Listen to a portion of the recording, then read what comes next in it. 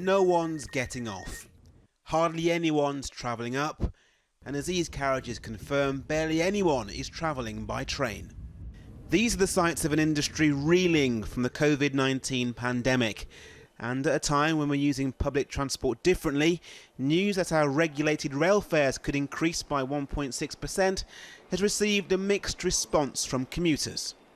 If people are having to buy a season ticket and coming in 3 times a week or twice a week, it's not really fair, is it? But they have no option but to pay that season ticket. We have the worst system in Europe and we pay the highest fares, but for some reason we tolerate it. The reality is everyone's had a hard time and train companies are exactly the same.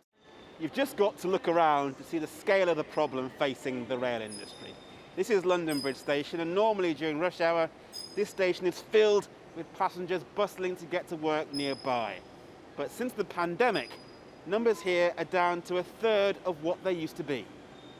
Across the railways nationally, it's worse.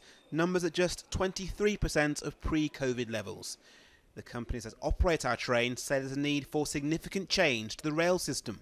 Going into work some days, not going into work on others. So why buy a 12-month season ticket? That doesn't seem to make sense for the people who are going to be working like that.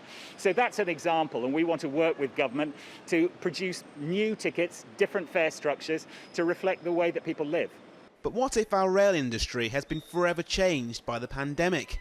That's the concern of rail experts who believe the entire rail industry is in danger. It's a twin threat, actually, because there's both the short-term considerations about the pandemic itself, but also the long-term considerations about the fact that people have learned to work from home and they might not return ever to the railways. The government is yet to confirm if the rail fares will be implemented in January. If they do, they point out it would be the smallest rise in 4 years. The government say they're committed to more flexible fares, but enticing passengers during a pandemic so far is proving a huge challenge. Warren Nestleford, 5 News.